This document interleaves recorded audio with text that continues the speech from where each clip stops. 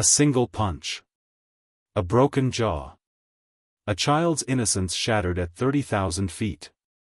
But what the flight attendant didn't realize was that his victim wasn't just any passenger, and the man quietly observing from seat 1A wasn't just any witness. What happened next would expose a toxic culture, end a career, and spark a father's relentless crusade for justice that would shake an entire airline industry to its core. Drop a comment below and let us know where you're watching from. And if you believe no child should ever face violence in silence, hit that subscribe button now. Let's dive into this story. 10-year-old Kian Hart never imagined his solo flight would become a nightmare. Seated in the priority cabin with his unaccompanied minor tag dangling from his neck, the polite boy simply asked for apple juice. But flight attendant Clark Denham saw something else, disrespect that needed correction. "Watch your tone," Clark snapped, his voice cutting through the cabin like a blade. Confused, Kian pointed to the menu. "But it says you have apple juice, sir." That innocent response triggered something dark in Clark.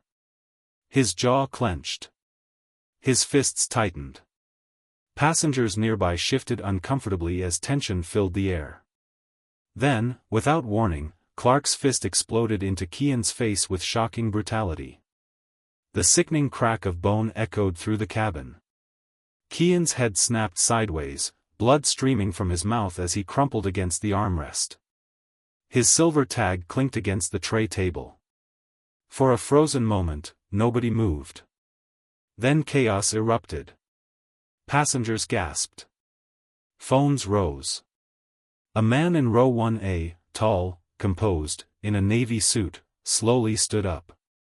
His calm demeanor concealed something powerful, authority that didn't come from a uniform.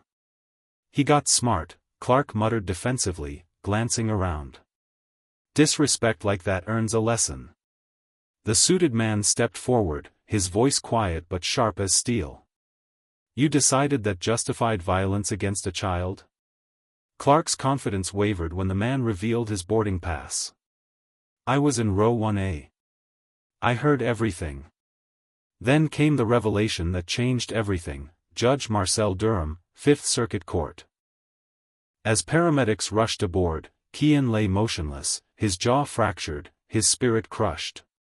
The airport cameras captured everything: Clark being escorted away in handcuffs, reporters swarming, and most damning of all, the passenger video showing the unprovoked assault in crystal-clear detail. At Skyland Memorial Hospital, Marcus Hart burst through the emergency room doors, his world collapsing when he saw his son's swollen, bandaged face. Marcus wasn't just any father, he was a former operations strategist who specialized in dismantling corrupt systems. And as he watched the assault video on repeat, something cold and calculated took hold. "He chose the wrong boy," Marcus whispered. What Marcus uncovered was explosive. Through encrypted channels and whistleblowers, he discovered Clark's assault wasn't isolated, it was part of a pattern stretching back years. Buried complaints. Erased reports. A culture of protection for abusive employees. One document changed everything: a sealed 2018 complaint where Clark had struck another unaccompanied minor. The family had been silenced with travel vouchers. The incident vanished from official records. But Marcus wasn't interested in silence. He was interested in exposure. The trial became a national flashpoint. Prosecutors played the cabin footage in slow motion, Clark's shoulder tensing, fist clenching, the calculated preparation before impact. Body language experts debated. Defense attorneys scrambled. Then came the moment that shattered every defense: Kian took the stand. His small voice filled the courtroom as he answered the prosecutor's final question: "What did he say right before he hit you?" Kian's lips trembled. He said, "Let's see you talk now." The courtroom fell silent. Even the judge paused, visibly moved. But Marcus wasn't finished. He brought forward Felix Ray, a 19-year-old with a scarred leg, another victim of Clark's violence from 5 years earlier. Another buried complaint. Another pattern. The verdict came swiftly: guilty on all charges. Clark Denham was sentenced to 9 years in federal prison without parole. But the real reckoning extended far beyond one man. Marcus's evidence triggered a federal investigation into Sky Reach Airlines. The CEO resigned. Stock plummeted. A national audit was announced for all major carriers. Judge Durham was appointed to lead a new civilian oversight panel on passenger safety. And in the heart of Skyland Airport, a new sanctuary opened, the Kean Hart Safe Lounge, a bright, trauma-informed space designed to protect every child who flies alone. 6 months later, Kean stood in that lounge, addressing a room full of unaccompanied minors. "I was hurt on a plane," he said, his voice steady. "But I am not just a victim.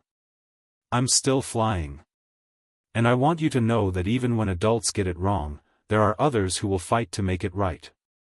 As applause filled the room, Marcus watched his son with quiet pride. Kean no longer had nightmares. He had dreams, of clouds, wings, and open skies. This story is fictional, created to highlight the brutal consequences of abuse and the urgent need for accountability in every environment.